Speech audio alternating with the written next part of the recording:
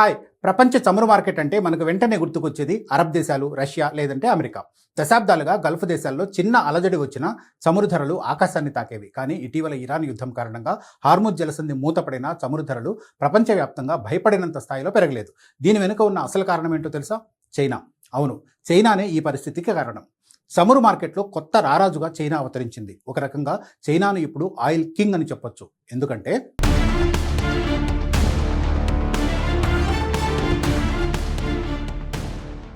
చమురు ధరల నిర్ణయంలో దశాబ్దాలుగా మధ్యప్రాచ్య దేశాలదే పైచేయి.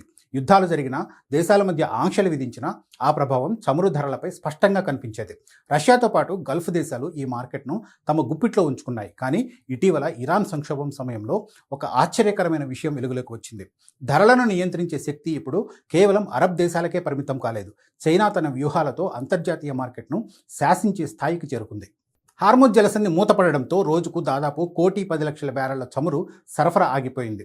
గతంలో ఇలాంటి పరిస్థితులు తలెత్తినప్పుడు ధరలు 100% పైగా పెరిగేవి. ఈసారి మాత్రం ధరలు బ్యారెల్కు $200 వరకు వెళ్తాయని అంచనా వేసినా అవి నియంత్రణలోనే ఉన్నాయి. పైగా తగ్గుముఖం పెట్టాయి. దీనికి ప్రధాన కారణం చైనా వద్ద ఉన్న భారీ చమురు నిల్వలు.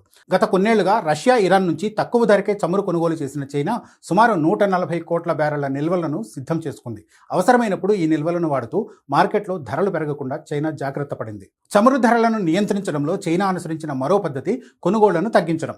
సంక్షోభం సమయంలో చైనా తన దిగుమతులను రోజుకు 30 లక్షల బ్యారెళ్ల వరకు తగ్గించుకుంది.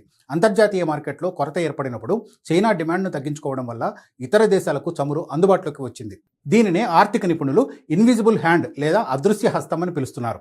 ఇలా ప్రపంచంలోనే అతిపెద్ద కొనుగోలుదారుగా ఉన్న చైనా తన అవసరాలను తగ్గించుకోవడం ద్వారా ధరలు పెరగకుండా అడ్డుకోగలిగింది. చమురు వాడకాన్ని తగ్గించడంలో చైనా సాధించిన మరో విజయం ఎలక్ట్రిక్ వాహనాలు. ప్రస్తుతం చైనాలో అమ్ముడవుతున్న కొత్త కార్లలో సగం వరకు ఎలక్ట్రిక్ వాహనాలే ఉంటున్నాయి. దీనివల్ల చైనాలో పెట్రోల్, డీజిల్ వాడకం గణనీయంగా తగ్గింది. ఇంటర్నేషనల్ ఎనర్జీ ఏజెన్సీ అంచనా ప్రకారం చైనా ఎలక్ట్రిక్ వాహనాల వల్ల రోజుకు 10 లక్షల బ్యారెళ్ల చమురు డిమాండ్ తగ్గిపోయింది. కేవలం నిల్వలు మాత్రమే కాకుండా టెక్నాలజీ ద్వారా కూడా చమురుపై ఆధారపడడాన్ని చైనా తగ్గించుకుంటోంది. చైనా అనుసరిస్తున్న ఈ విధానాలు భారత్ వంటి చమురు దిగుమతి చేసుకునే దేశాలకు ఒక గుణపాఠం. ప్రపంచ స్థాయి శక్తులతో పోటీ పడాలంటే భారత్ కూడా తన వ్యూహాత్మక నిల్వలను భారీగా పెంచుకోవాలి. చమురు సరఫరాదారులను మార్చడంతో పాటు సొంతంగా నిల్వ చేసుకునే సామర్థ్యాన్ని పెంచుకోవాల్సిన అవసరం ఎంతైనా ఉంది. భవిష్యత్తులో చమురు మార్కెట్ను శాసించేది గల్ఫ్ దేశాల ఉత్పత్తి కాకపోవచ్చు, బీజింగ్ తీసుకునే కొనుగోలు నిర్ణయాలే కావచ్చు.